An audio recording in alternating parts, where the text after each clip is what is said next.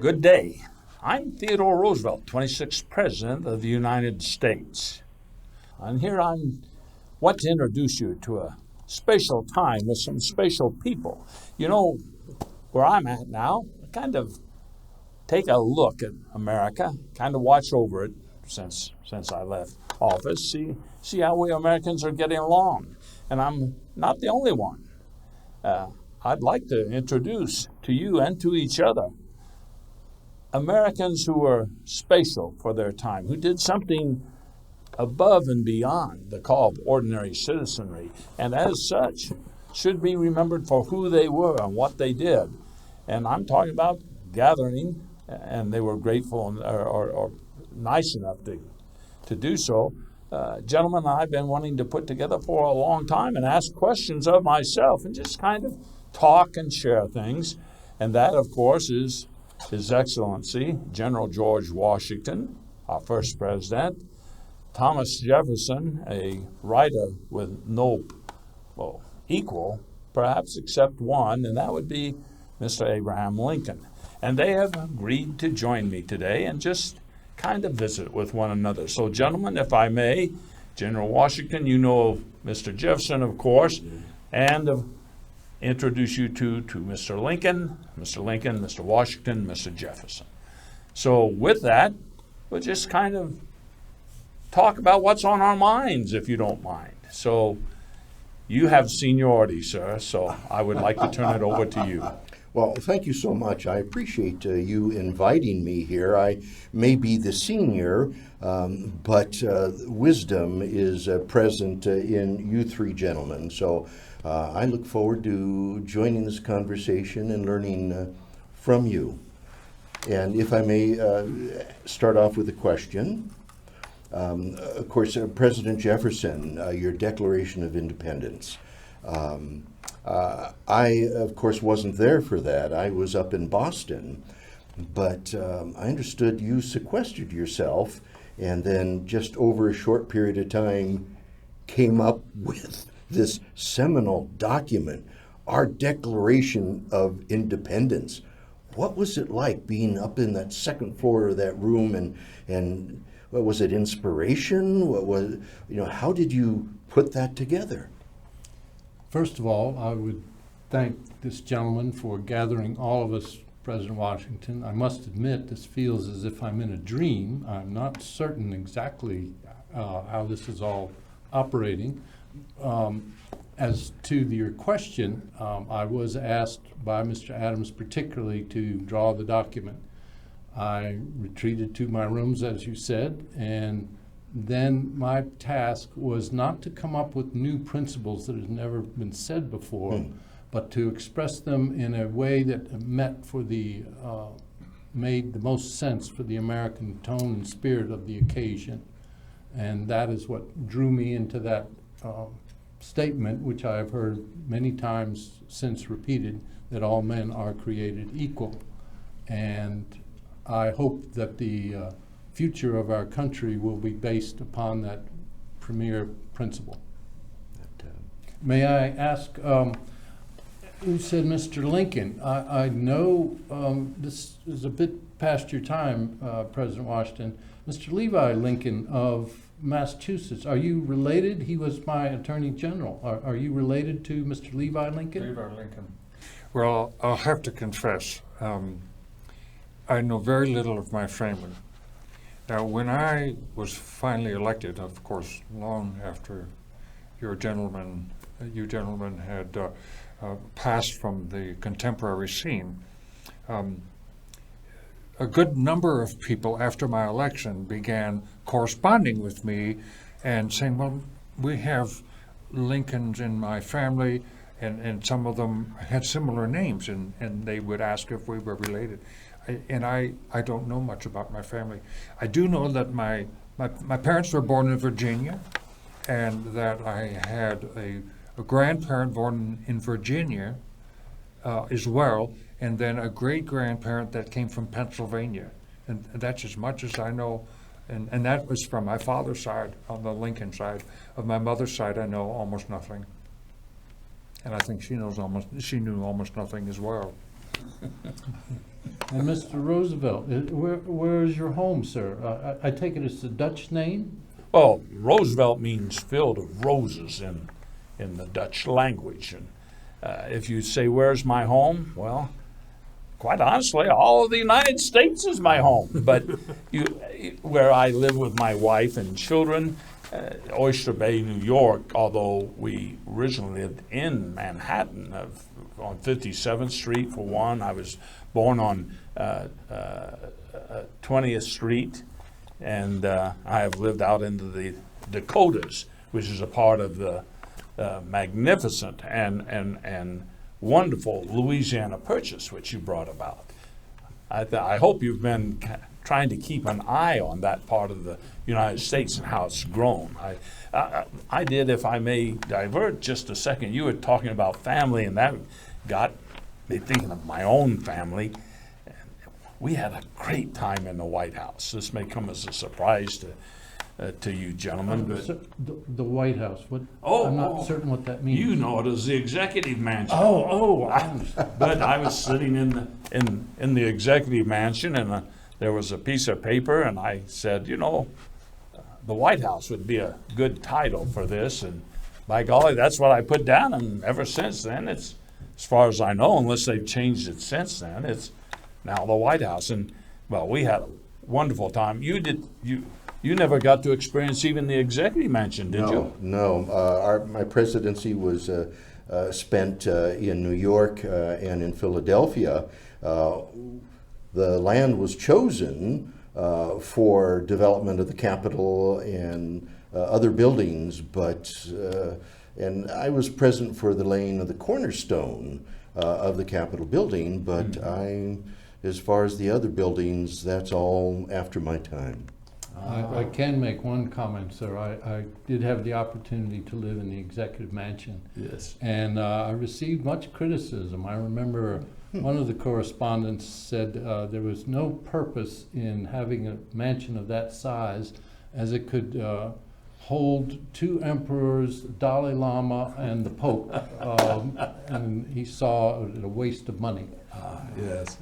Well, I must have some unfortunate news for you. There are now plans.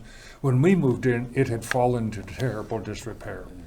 And there was a war brewing at the time, and my dear wife felt it was important to upgrade as well as we could with a view to the future and inducing some hopefulness into the contemporary mood, which was not very hopeful.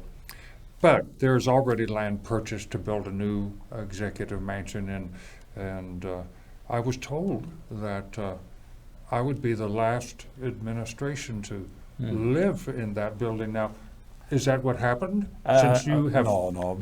Typically of American politicians is they promise on this hand while they're taking on this hand, and nothing quite gets done in the timely manner. In fact, when we moved in, Edith, Mrs. Roosevelt, and myself, she immediately began work on remodeling the White House, and it was far superior, if I may say, to Don't tell Mrs. Lincoln. May I have a follow-up question? You mentioned a war. Okay. Were we at war with France, or was it Britain? Oh dear, no, much worse. What could be worse? With ourselves, over slavery. For some 30 years prior to my administration, there was a growing movement among the slave-owning states to secure that peculiar institution in perpetuity. And because of the early provisions that had excluded slavery from the territory that you secured, I had always believed that that would not happen. But there were some changes that took place, a war with Mexico, acquisition of new territory, and within 5 years, 3/4 of our national domain had fallen into the hands of the slave-owning interests. And a new party came on the scene to fight that expansion of slavery, and in resistance to that, secession was declared amongst the slave-owning peoples, and it, as near as I could tell, was not legally done without an amendment to the Constitution, and we ended up at war. Secession? Yes. Your own Virginia, gentlemen, was one of the key states to secede, probably the key state. We thought during the Constitutional Convention that it was just a matter of time that slavery would no longer be part of our economy, part of our country. When we came to the issue of slavery, we knew that we could not get a constitution if we didn't soft pedal the slavery issue, because the South said that they would not be part of a constitution, a federal constitution. So we felt as though it's just a matter of time and it will go out on its own. Oh my gosh. That's what I thought most of my life. I can recall, this was after your time, President Washington, during an event in the Congress. They were debating what was called the Missouri Compromise, and a Mr. Talmadge, I believe of New York, submitted an amendment to that particular authorization to bring in Missouri as a state and Maine as a state, that there would be a restriction of slavery based upon a border. And it was at that point that I felt it was a fire bell in the night, that we were merely holding off what you inevitably happened and you described. And we in the South, we had thought that there was going to be a economic reversal of fortune. But then there was a gentleman from New York, I believe, or Connecticut, I believe, Mr. Whitney. Mm-hmm. And Mr. Whitney developed something called the cotton gin. And once that took place, the value of the individual slaves began to rise. And then we have a conflict with morality versus avarice. And we held a wolf by the ears, and we did not know how to let it go without harming ourselves. And what you described, Mr. Lincoln, That compromise was repealed. nonetheless, the effects of that border was Yes. A fire bell in the night, exactly. Well, the really sad things is it pitted brother against brother. Oh my, yes. The families were divided. My own family, my father, the Roosevelts, they were true New York Yankees, and they supported the Republican Party by then, and Mr. Lincoln. Well, my mother's family, the Bullocks, they were Georgians, and they were Georgians to the core. Wow. And so when Georgia seceded, or tried to secede, they supported the Georgians, because I had uncles who fought for the southern states. And so the families, it was remarkable that families could stay together at all in such and of course what happened were hundreds of thousands of Americans lost their lives along with their fortunes. So that sounds like a repeat of the Revolutionary War with patriot versus loyalist. And we witnessed some barbarity between the redcoats, Hessians, and patriots, but in some cases it was not compared to what the patriots did against the loyalists and what the loyalists did against the patriot. Oh, yes, it was brother to brother. Even in the state of Missouri, the crimes of one neighborhood against another were horrendous. It's just the demons were let loose on the land. And in your own time, wasn't it estimated, what, a third of Americans at that time were loyalists to Great Britain, if I'm not mistaken? Is that? You know, it depends on who you talk to. The maximum I've heard is a third, and a third in the middle, but then I've heard others that said it was less than 20%, 20% was 60% in the middle. Did you came after me? Was there any clarification during your time about the balance of loyalist, patriot, and neutral? The figures that you stated were the same that I have heard, but I would take one exception. The struggle that we had divorcing ourselves, separating ourselves from King George III, were based upon a rebellion and a different principle of governance. What has happened that Mr. Lincoln and Mr. Roosevelt described is saying that, is it possible that the spirit of 76, which our generation did so much to engender, has that now been removed, and are we now moving back to more of a monarchical system, or have we returned to a republic? I'm not certain what the results of this conflict is. That's an excellent question, and it prompts me to ask you something, because what happened, I grew up with this notion that the ideas that were conceived through the Declaration and in your generation would last throughout all time. But what happened was there were folk that began sailing the world, and they discovered races of people, and some of them were in our own nation, the native people that lived here, Indians, and these educated folk had concluded that there are indeed certain inferior species of mankind, and they began to mock the Declaration as something of old, a previous generation that everybody knows was foolishness, and that we are now thoroughly modern and we understand that all men are not created equal. And they mocked and scorned it. And so, for instance, I ended up in a debate before I became president over this very point, and my adversary, who at the time was he was on the Supreme Court of Illinois and so forth, and he became a senator, but he concluded that the framers, which would include you gentlemen both, had never intended to say all men were created equal, to mean that. They only said that. What they really meant was all white men.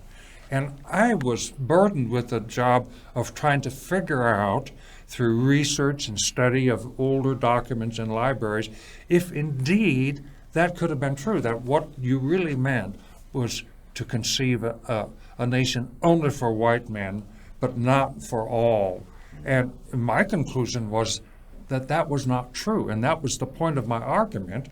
And a good many people began to mock and scorn those older ideas, but I held fast based on my research. So my question is, was I in error, or did you indeed mean all humans when you said all, or did you only mean white people? All members of the human family are due life, liberty, and the ability to pursue their own happiness. And what you described, I remember my own thoughts. I was asked by a Frenchman, even before, right at the conclusion of our revolution, I was asked by a Frenchman to comment on this issue. I had communication from a gentleman from France, Barbé Marbois, and he had asked me a series of questions, and one of them dealt with the issue of slavery. And my response to it, and I will not quote it exactly, the habitude of age has obviously affected my abilities, but I do recall saying, can the liberties of this nation be thought secure if we violate their only firm basis in the minds of our people, that our rights are gifts of God to each individual. And if we violate these rights, then what will happen to us? There could be an exchange of circumstances between the white and the black races, the white and the red races.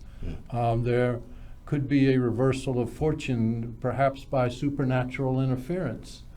All I can say is the Almighty will take no side with us, sir, in Yes, such a yes. contest, and what you have described fulfills my worst fears.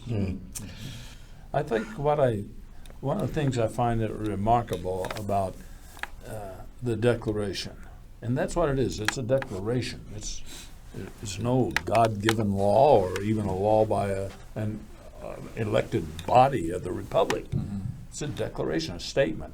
But what I find interesting was that a gentleman who I consider as much a father of our country, the present company accepted, of course, is John Adams. And you and Mr. Adams did not get along very well at times, but Mr. Adams, and agreed to by Mr. Franklin, felt that the document itself was a remarkable and could not have been done better by any body of men. I certainly agree with that. So what you were able to put together is one of the outstanding documents of the world.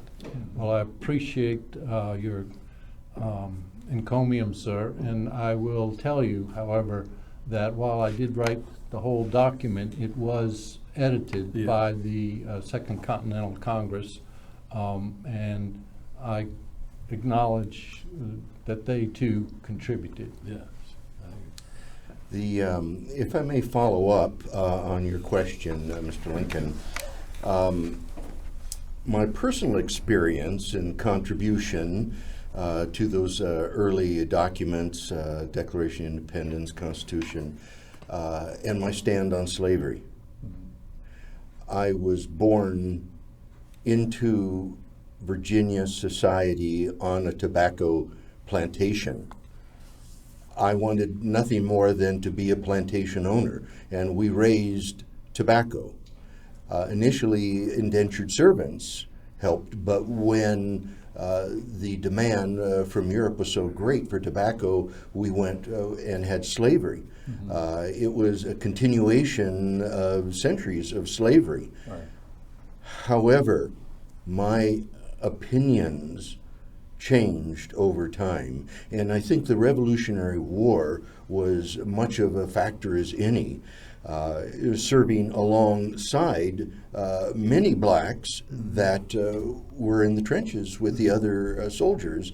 And of course, Billy Lee, my own manservant, I found to be somebody that I thought was an example of intelligence, of strong perseverance, and so my impressions were elevated by that, as well as many of the slaves on the plantation. When we had indentured servants and artisans come, they learned to be carpenters and blacksmiths, and just on and on, very, very skilled. And then the Marquis de Lafayette, I had no son, I had no children, and he was like a son to me, and he would challenge me about slavery, and of course a Frenchman, and he bought a plantation in South America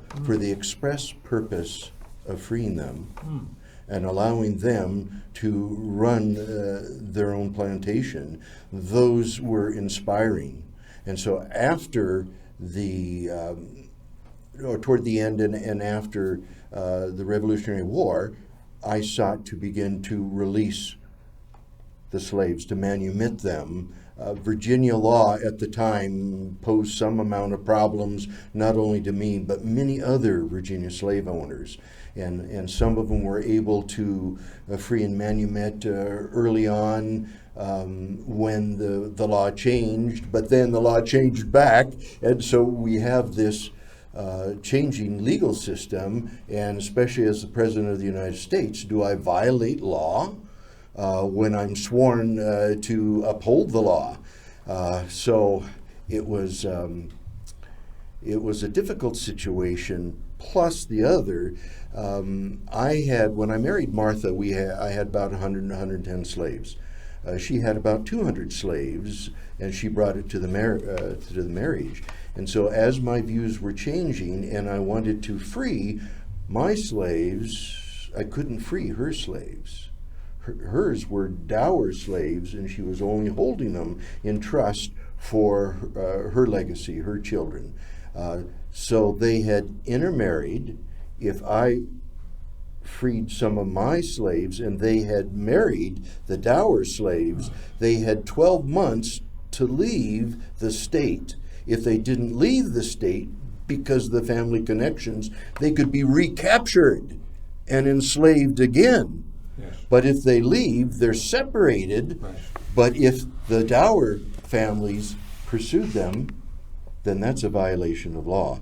And so on the one hand, it seems a very simple situation. It was much more complicated. And actually, in my will, I did indicate that upon Martha's death, that my slaves would be freed. And again, at that period of time, it was our combined feeling that this institution would not continue, that things would change. And so, like the Constitution, we put it to later generations, and like my will, I put it to later generations, because that's the best idea we had what the future would be. But I'm hearing for you, good sir, that wasn't the future. Well, I one time said, the plainest print cannot be read through a golden eagle, meaning a coin. Oh my. And at the time of this, when this war broke out, approximately 3/4 of our national economy was in one way or another related to slavery. Oh my gosh.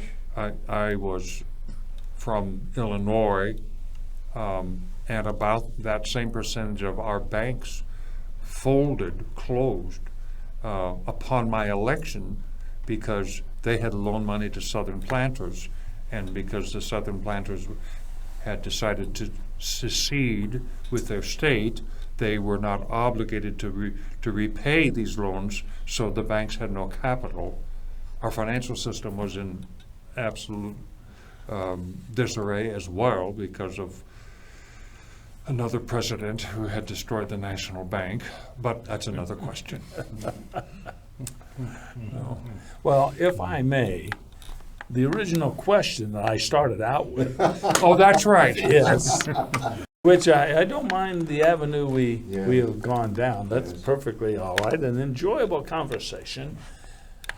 But my time in the White House was wonderful. I know that Mr. Lincoln might not feel the same way, and I know that you have said that the happiest day of your life was when you left the office. Mr. Jefferson, I think you tolerated politicians for your enjoyment, but we Roosevelts loved being in the White House. Well, my children were most of them were younger, teenagers to like 4 years old. And so, you know, with children, you've got to pay attention to them, and they won't let you grow old. Your younger children will come to you and decide they want to do this or want to do that. They want you to be a part of it. You, of course, you go right along with it. But we enjoyed, well, pillow fights and scary ghost stories and playing on the White House lawn. We would play football games on the White House lawn and occasionally other games. I know you had your sons with you, and you had a tragedy with them, but there had to be times when they brought great joy into your life as president. Well, we played ball as well. Oh, not yeah. with my feet. I don't know how that game works, but we played a ball where you strike it with a stick. Yeah, baseball. And well, some of them are now calling it baseball, Well, yeah. and we called it rounds when I was Yes, a boy. uh-huh. But nonetheless, we played that game, and playing with my sons was one of my chief enjoyments, and the only way sometimes I could relieve myself of the stress of the preponderance of war and the constant visage of the destruction of our nation, and which looked to me like the only hope the world had at the time for freedom from the slavery that dominated all of the world, political tyranny. And so the thought of losing that in just a moment was unbearable. And so I retreated to my family, sometimes to theater, to joke books, to concerts, anything I could to divert my attention from the weight of responsibility that fell upon my shoulders. I think that's, well, I think the average American would look at what you did and how you did it, and Mrs. Lincoln too, and would empathize with that. I think that's one of the great reasons that even after this war was over with, those who fought in the name of the South, they tended to come around to what a great man you were. I say that knowing you're kind of humble in that, but I think they saw that you were one of them, and that made a difference to Americans. Well, that is greatly satisfying, gratifying even, to think that Southerners, one of my great fears after this war concluded was, how will Southern people who have been our brothers and sisters for generations, friends in many ways, be dealt with, and how will they respond? Because there were those that were vindictive, and the period was so full of hatred.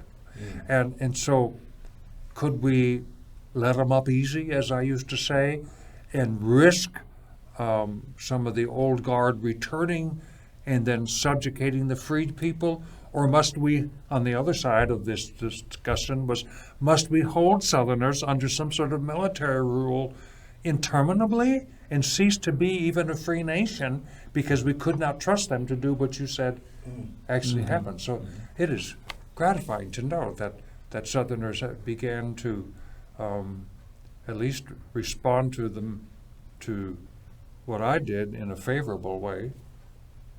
I think you as a man, they responded to well. I well, like that might be different. And you know, as a politician, you know, obviously things changed after our great Civil War, and we had our own problems during my presidency. And one of them was the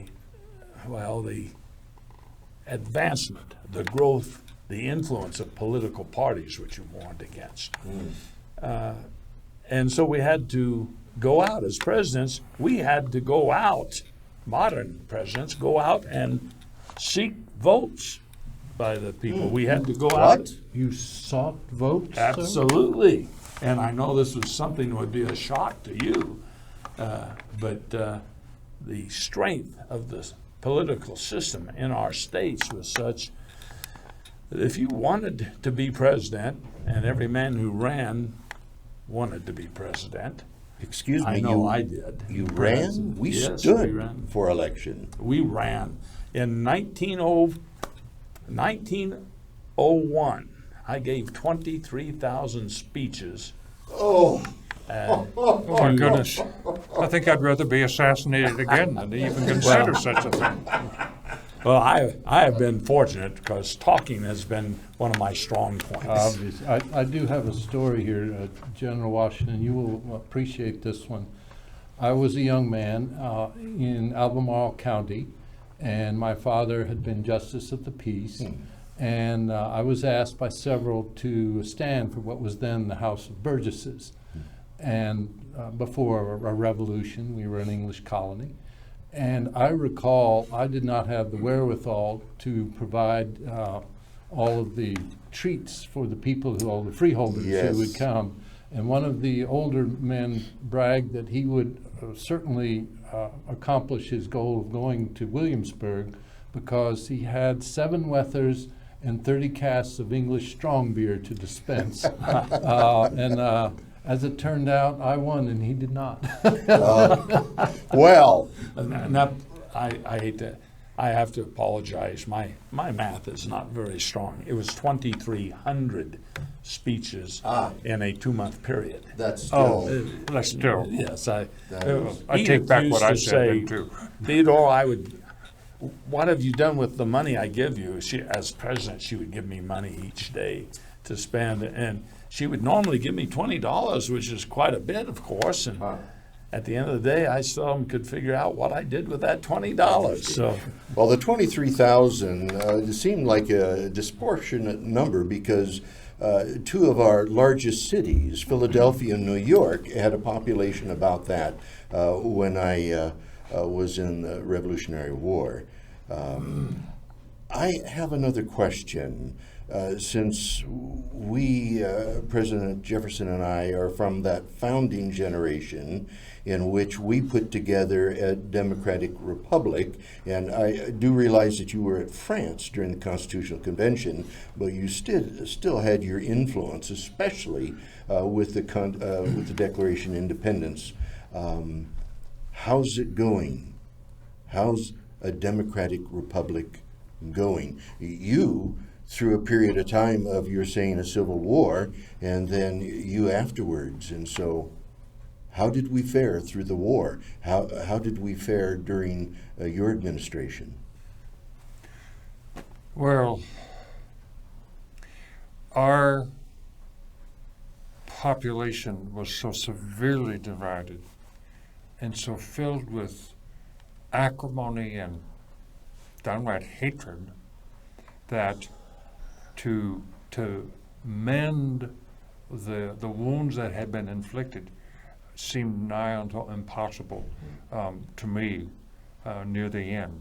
And I met an untimely end myself, so I didn't get to see how it happened. I see. But the war had engendered not only antipathy because of the war, but there were individuals who had other grievances against neighbors and political opponents on account of banking or federalism or countless other issues, who then used the war to vindicate themselves against their former enemies, and it became almost chaotic in some places, such as Missouri, where it was 4 of the slave-owning states stayed in the Union, but were terribly split amongst the population, and Missouri was one of them. And so you had not only people in the South, but sometimes people who simply owned the farm that adjacent to yours, who was laying in wait for you over other issues that were not even related to slavery or the war, but were using the war now to their own personal advantage.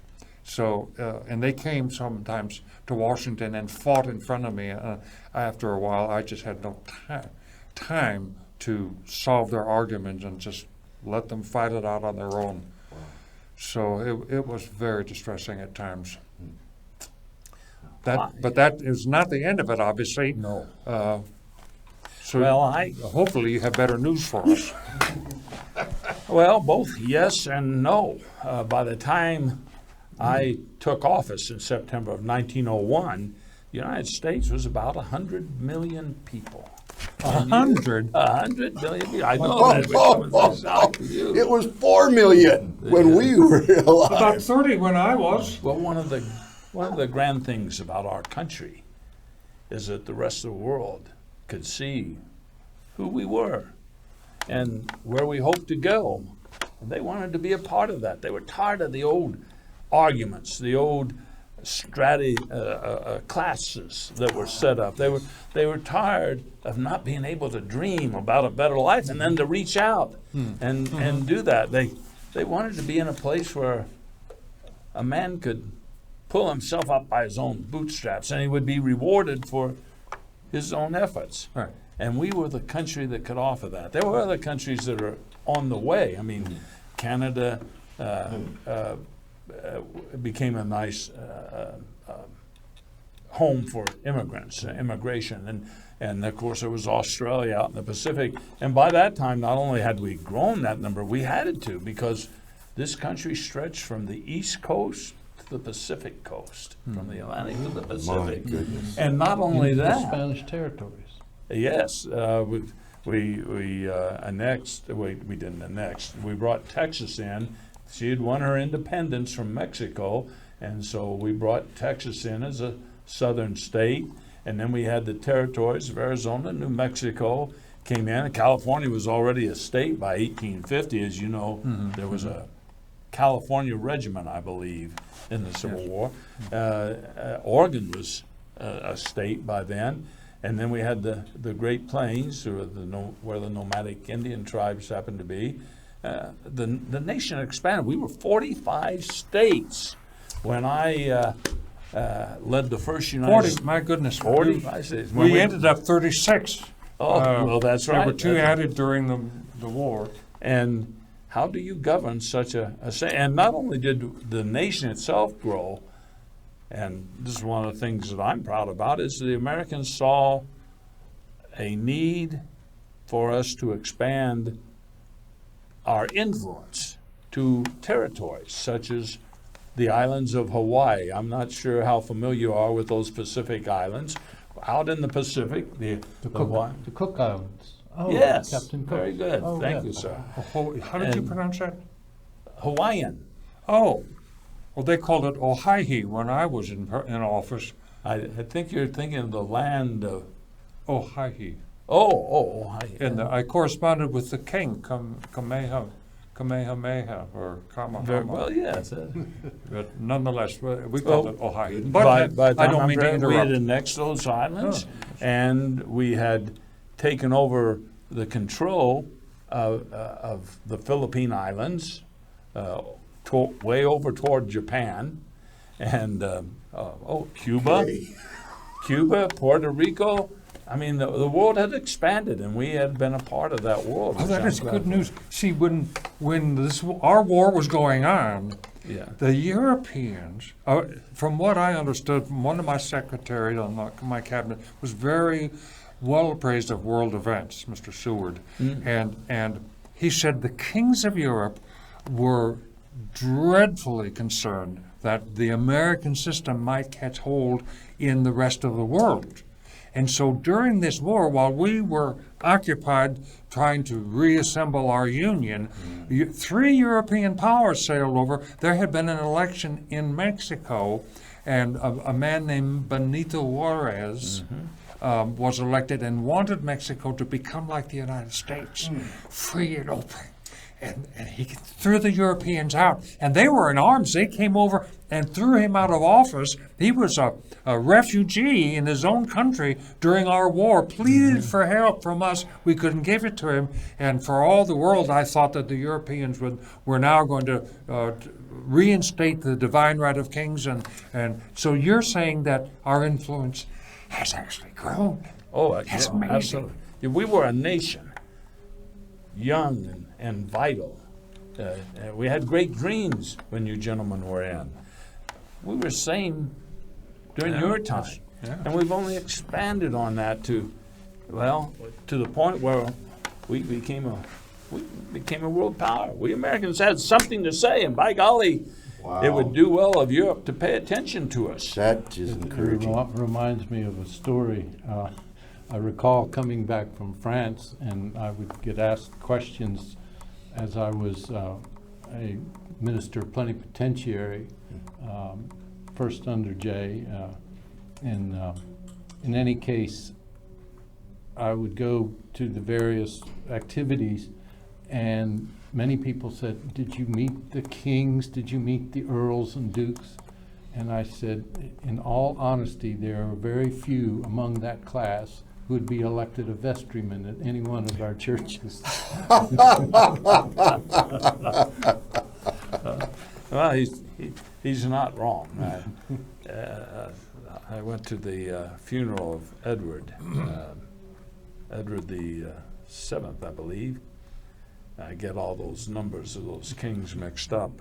In 1910, I was coming back from a safari in Africa, and he happened to die at that time, and I was asked by the then president if I would represent the United States at the funeral. And quite honestly, I was quite taken with all the European formality and uniforms and all this, the color and the pageantry. And I had planned to wear my Army Rough Rider uniform that I wore in the war with Spain You know, I was only a colonel. There was a war with Spain. Yeah, we had a war with Spain, and we won it, by the way.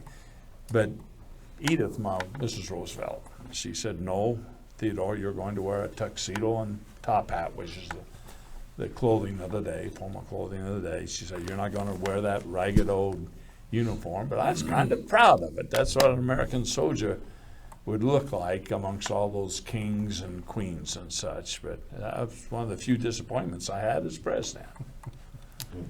Well, you know, you, the gentlemen, are familiar with Napoleon. His grandson came in the midst of our war and showed up at the doorstep of the executive man. Well, they called it the White House, the People's House. They couldn't make up their mind by the time I lived there what to call the place. But he showed up at the front door one day unannounced and invited himself for dinner, essentially. I really had no time for the man, but Mrs. Lincoln was quite taken with all the fluff and carryings on and they spent the entire evening speaking French, which I had. I was, well, patient, I'll say. May I interject a story? And I realize our conversation has been quite weighty. But there was an occasion that took place during my administration. I'm sorry, sir, you were not there. But I had an event that took place, and you brought up the emperor. First, he was first consul, and it was due to his decision that I was able to obtain the Louisiana Territory. In any case, once we had made the arrangements, and Colonel Monroe and Chancellor Livingston had worked out the negotiation in Paris, then we began to go forward, and Mr. Bonaparte decided he wasn't certain he could trust the Americans to fulfill their responsibility of paying the $15 million that had been negotiated. So he sent his younger brother Jerome over. Jerome came, and as it turned out, he went to Baltimore first, and he met a lovely young lady by the name of Miss Patterson. She was the daughter of one of the richest merchants in the New World. And he fell in love with her and married her. Oh, my. This was causing some distress for us, because here you have someone in this, the aristocrats of Europe have come over and married a commoner. Well, I was hosting her in the executive mansion, and we were going to have a reception. Now, this young lady was very enchanted with the French manners and the French dress, shall I say. And it was at that time, all of the congressmen came to this reception, all of the congressmen's wives, and Mr. Jerome Bonaparte and his new bride entered, and she was, to put it delicately, in a state of dishabille. And all of the congressmen gathered around her. The wives were not happy. I went to my Secretary of State, Mr. Madison, and I said, I have dealt with the political matters. We are dealing with the economic matters. But, sir, if these congressmen are taken home by their wives, we will have no purchase at all. It was, of all people, Mrs. Madison had already ascertained what was happening.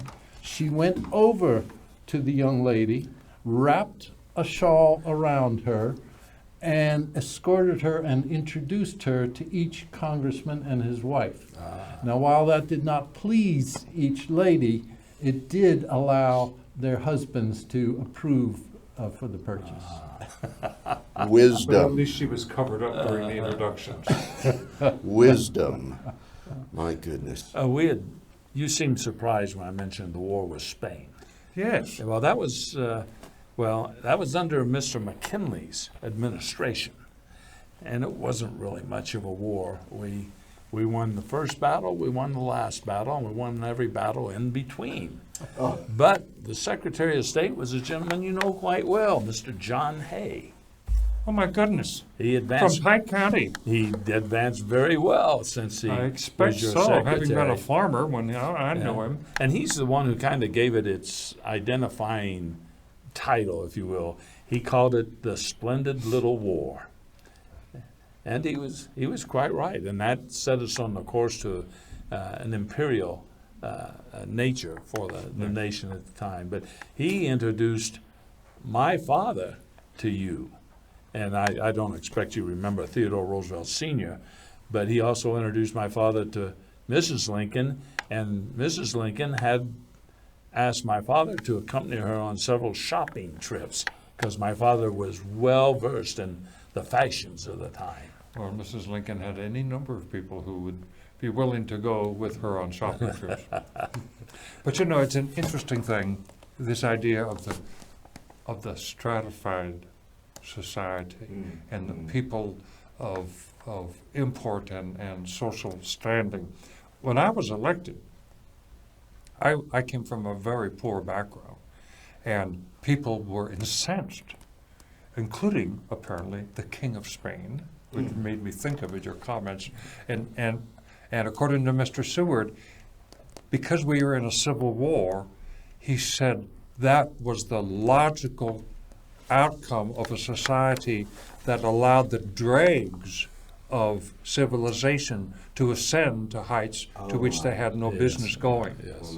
And it wasn't just the King of Spain who thought that.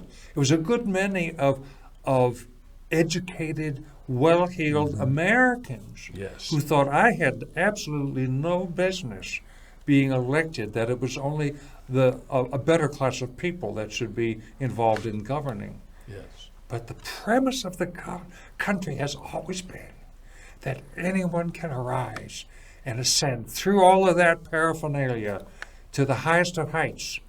But even without royalties and without titles and nobilities, it's still difficult. I get to receptions. I used to get to receptions. I don't so much anymore. And they looked at me with the greatest of disdain. And they had no title of nobility. They'd simply been to Harvard and decided that they should have a title of nobility. Well, I laugh sometimes it because hasn't I changed believe what Mr. Jefferson said is still true, no matter what anybody else says. Well, unfortunately, in my time as president, it had become more than that. The classes were there. We talked the talk, but we weren't of the same class and nature as our founding fathers. Money became big money, probably unimaginable to you. The country had gone into a revolution, so to speak, of industry and growth. And you're talking about huge fortunes in which were controlled by just a few men. Following the European model that we knew. Yeah. The aristocracy was that of money, not of birth. Not nobility, okay. Yes, and the actions were much the same. The and reactions were much the same. And if you wanted to gain anywhere in the political world, you had to somehow play their game. And they, and I say they, I mean the gentlemen who have power, they did not much appreciate that. Quite honestly, it took somebody like me who did not have to kowtow to anybody else for money. I did not have to beg anybody to support me. I could say, this is where I stand. You're either with me or against me, or you're waiting to see what happens with it. But that was a rarity, quite honestly. Men were willing to sell their soul in too many instances. It's still a country of dreaming, opportunity. Yes. May I interject here a question, sir? In my last years, I have been dealing with trying to ameliorate the very situation you've described. And one of the first things I did after I wrote the actual Declaration of Independence in '76 was to return to the General Assembly of Virginia and submit a series of bills for their consideration, as it was the seed time for our new republic. And one of them was for the diffusion of knowledge among our people. As you well remember, education was the responsibility of the parent and the church. And I thought that the state should have some degree of responsibility for educating the young. I won't get into any details concerning that, but in my last years, I've been attempting to establish a university for our state of Virginia. And what I am asking is the enlightenment, is the reason, is the science that you briefly mentioned earlier, is that enabling our republic to grow not just in size and wealth, but in its concept for the freedom of people?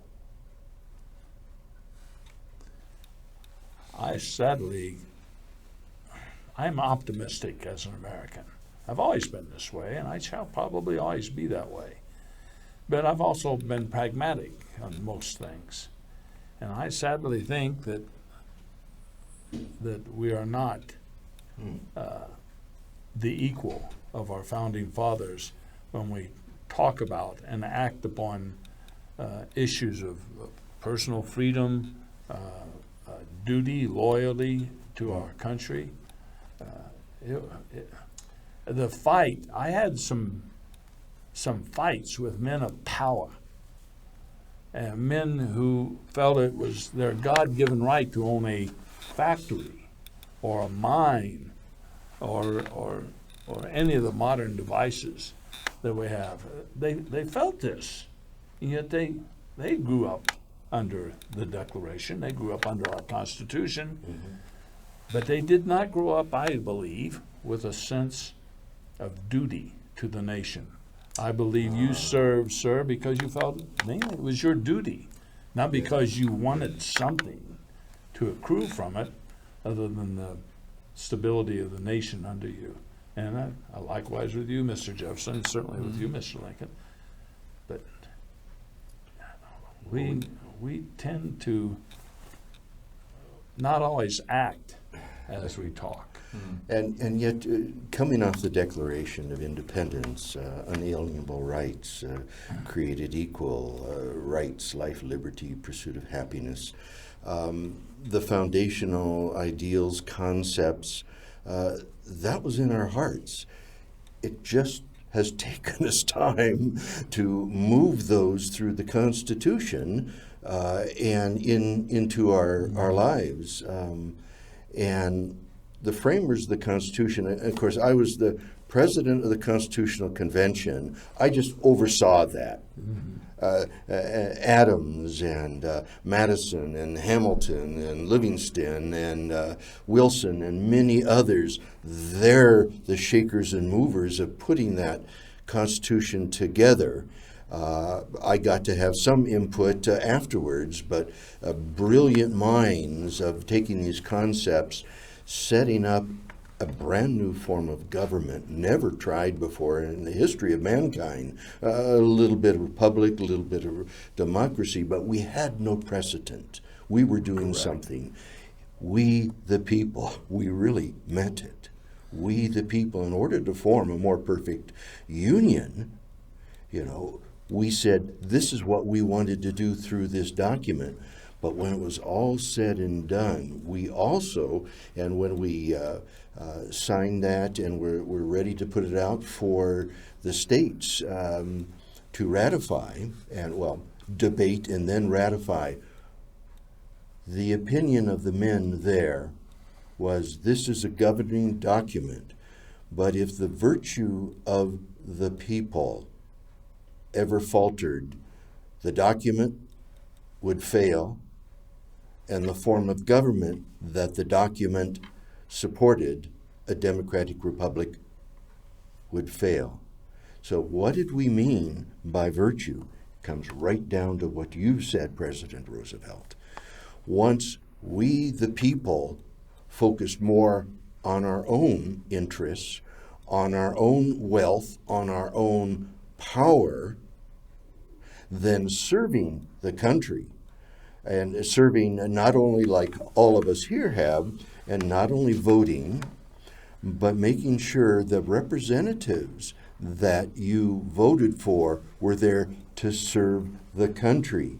If it was to accumulate power and wealth and everything, well, now we're right back to aristocracy, oligarchies, and we lose, we the people.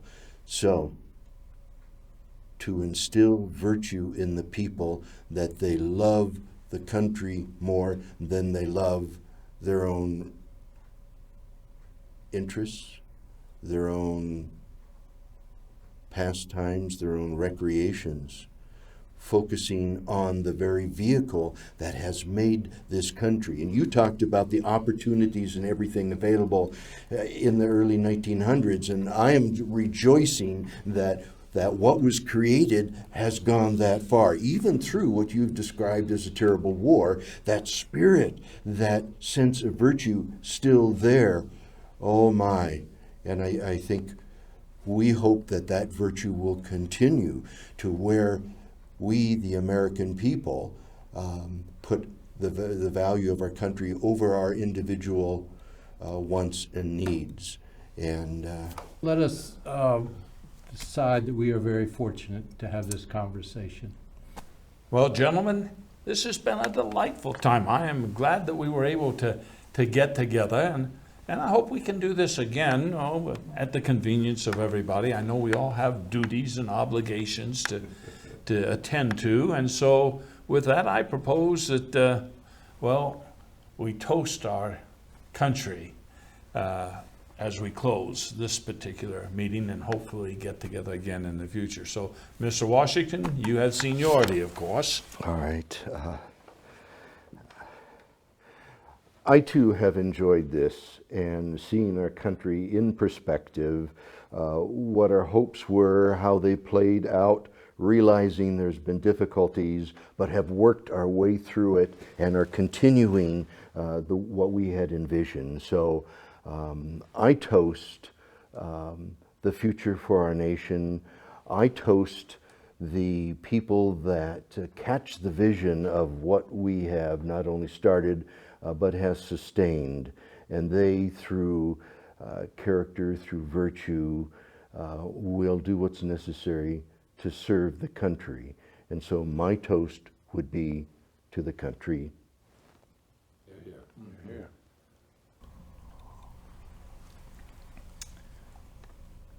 Thank you all, gentlemen, for our conversation. I toast the capacity of man to use reason and freedoms for the good of one another as well as themselves. And I do hope that the generation that is on the stage currently will not lose the benefits that the founding generation have bequeathed to them, to the country. To the country.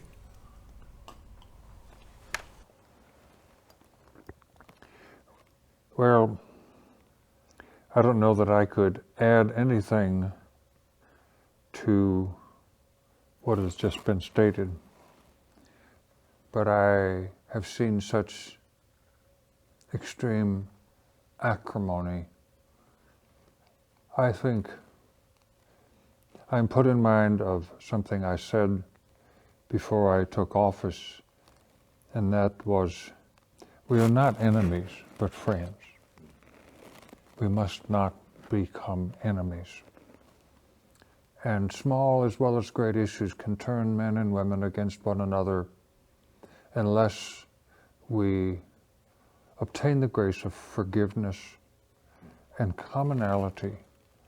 And so I suppose I would like to toast to a continuance of the awareness that we are all brothers and sisters with the same difficulties, the same hopes and aspirations, and the spirit of equality that was posited by Mr. Jefferson, should last throughout not only current generations, but throughout all time. So to the spirit of equality before our Maker, I would like to toast.